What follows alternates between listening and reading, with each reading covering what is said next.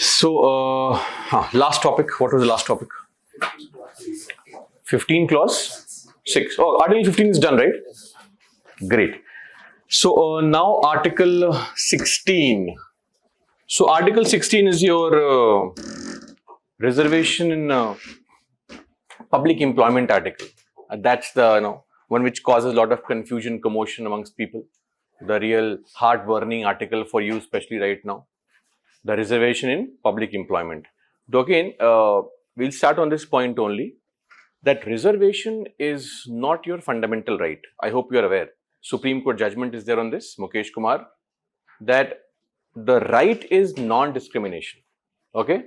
The state will not discriminate against citizens in matters of public employment.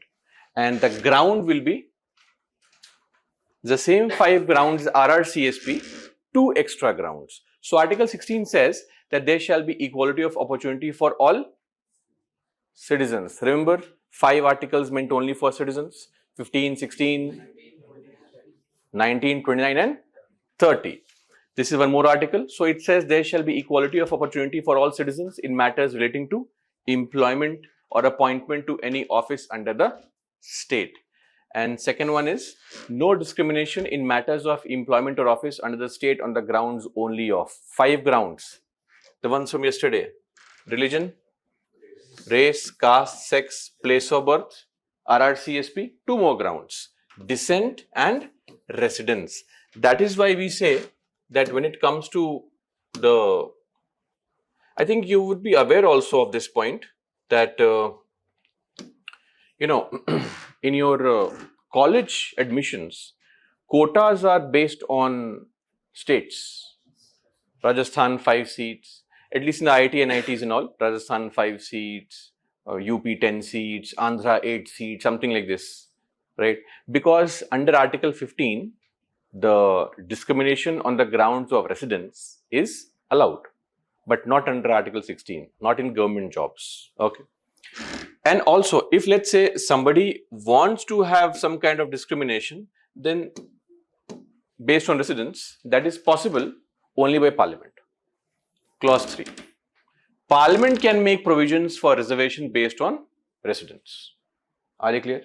Like it is there for Andhra Pradesh and Telangana. There is an article called 371D, which says that Andhra and Telangana can have residence-based reservation. People living in this state can have the reservation in government jobs. Or those from Karnataka would know that in the northeastern part of Karnataka, Kalyan, Karnataka, there also you have reservation in government jobs. For people of that particular area, those districts have reservation.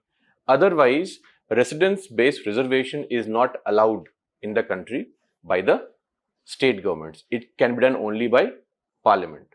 Are they clear? We have seen cases, lot of cases like this, where the state governments come up with some reservation in private sector, like say in Karnataka, in Haryana, Gujarat, etc. All those reservations are always cancelled by Supreme Court. Okay, please remember, there is judgment not important for prelims, but still there is a Pradeep Jain judgment of 1984, which clearly says that residence-based reservation is violative of Constitution. Clear? Just mention there somewhere, residence-based reservation not allowed.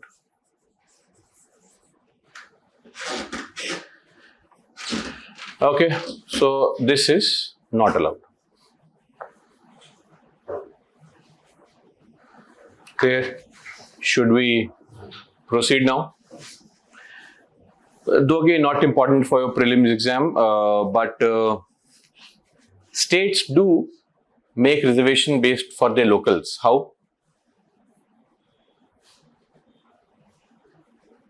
If you cannot give reservation based on residence and you want to help your local people because you have to win elections, what do?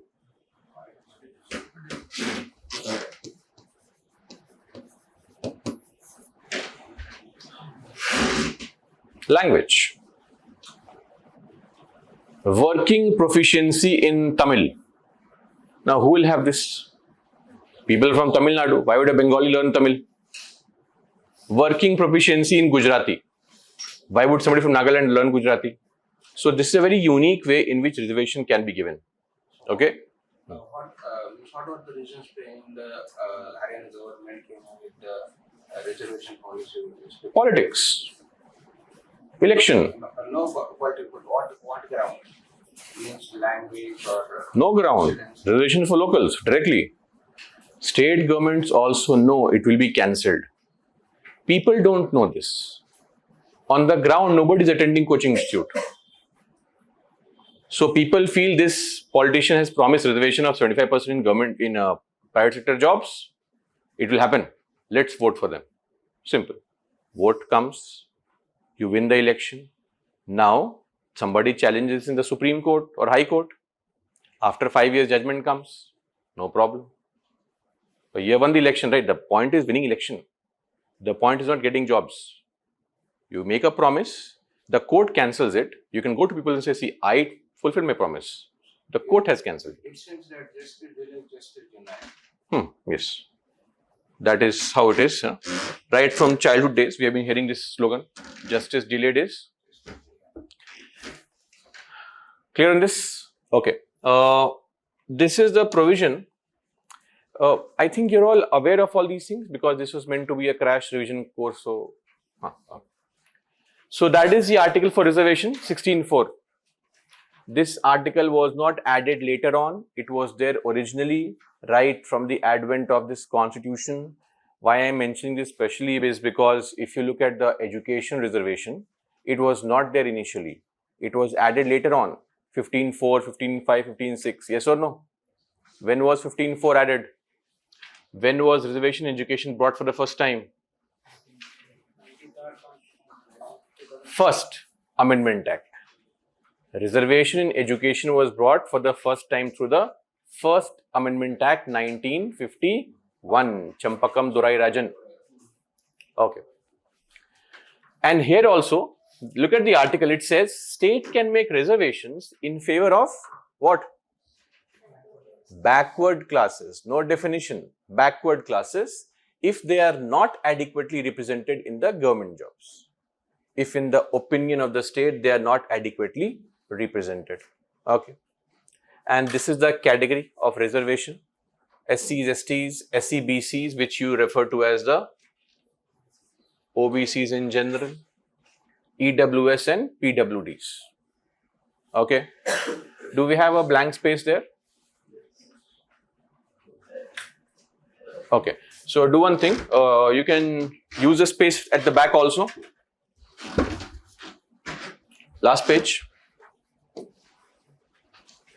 What I want you to do is just follow. Scheduled caste people are religion-based people. Okay. A Christian cannot be an SC. A Muslim cannot be an SC. A Jain cannot be an SC. Okay. You can be a scheduled caste person only if you belong to Hinduism, Sikhism or Buddhism. That's it. Please remember this point. Okay. Okay. There is only one list for scheduled caste people given by center. SC population or SC category can vary from state to state. Okay. But the list is given by center only.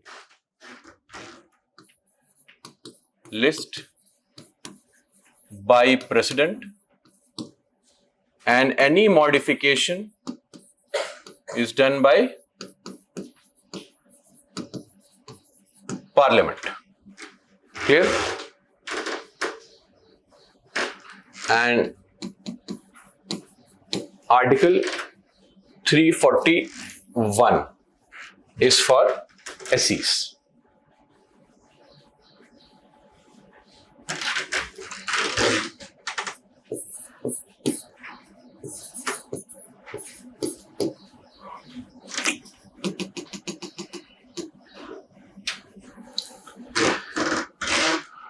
The important point is that there is a list called Constitution SC Order of 1950 arranging all the SC population state-wise.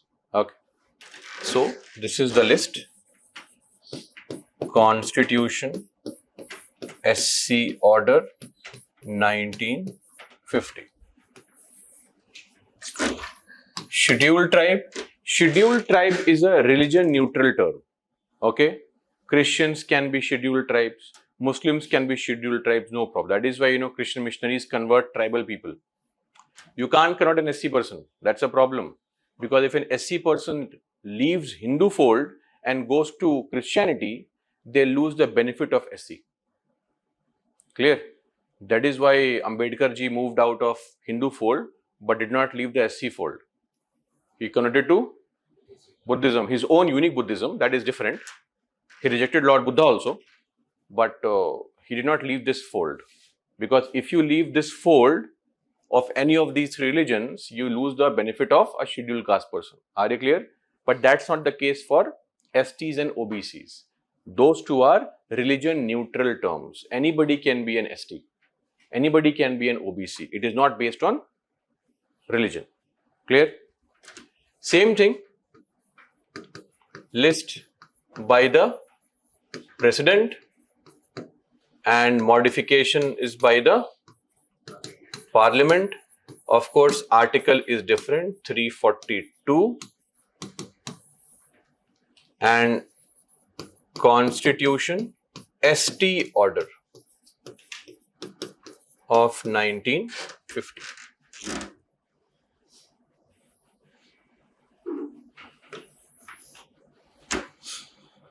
Clear? Then comes the SEBC.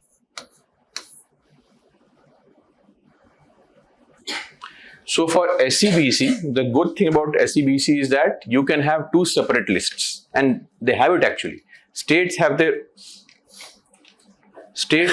own list, center has its own list. It is not the case for these people. Small difference. This is the list of all the SEs. The list is state-wise, but it is not that states create their own separate list. List is common. Here, separate lists for center and states. Okay. Article is 342 capital A, and this article was added through the 102nd Amendment Act 2018. Just mention that point also.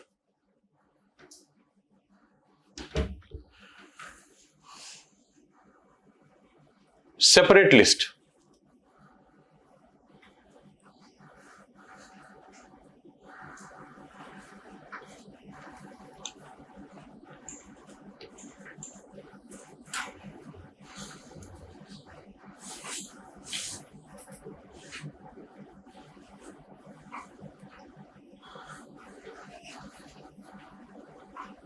Done?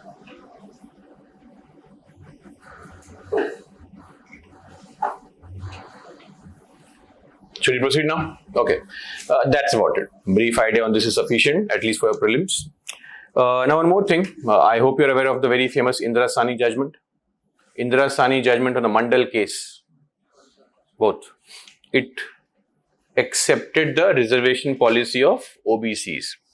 From 1992 it was launched, and that policy was accepted. And when it comes to OBCs, the reservation is 27%. And in the Indira Sahni judgment, Supreme Court did give some criteria or categorization. And what was the categorization or the criteria? Supreme Court has said that reservation is subject to judicial review. Reservation should not cross 50%. If it crosses 51%, there is a misconception here. We have heard of this blanket statement that reservation should not cross 50%. This is wrong actually. This is an old judgment. Bharat Shah case of 1963. In 1992, in the Indira Sahni case, Supreme Court said reservation should not cross 50%. If it crosses 50%, we will review it. There's a difference. Okay? That is why when the EWS reservation took place, so what is the situation right now? 15%, 7.5%, 27%. This becomes 49.5%. Ignore this. This is not a part of 50% category. Court has said this. This is 4%. But this is not added. 49.5%. The moment you give this reservation, it becomes more than 50%. That is why when this Amendment Act was passed, it was challenged in the court. And the court upheld it in 2022. And only then was this allowed to continue. Are they clear? Which Amendment Act gave this reservation? One not? 103. Which year? 2019. Okay, great. We saw that yesterday. One more thing. When it comes to reservation for SCs and STs, the constitution is very clear.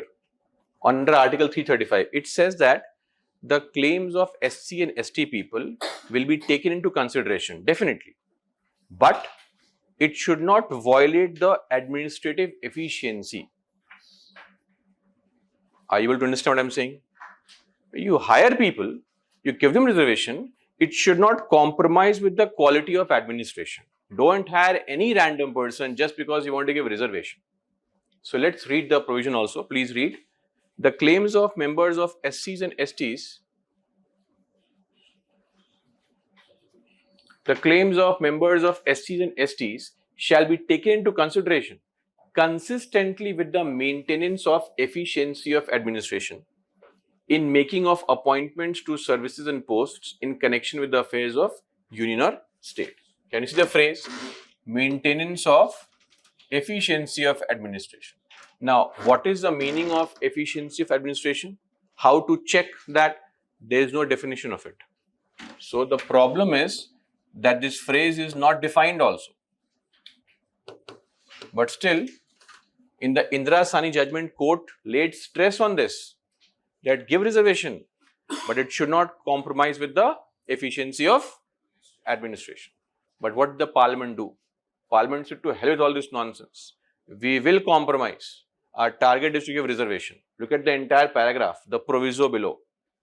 Provided that nothing in this article shall prevent the state from doing what? From making any provision in the favor of SCs or STs for, underline, relaxation in qualifying marks, lowering the standards of evaluation. This means you have the different cutoff, right? That is allowed. You can see now the justification also. Parliament has modified this, and this has come through an amendment. This is the article originally.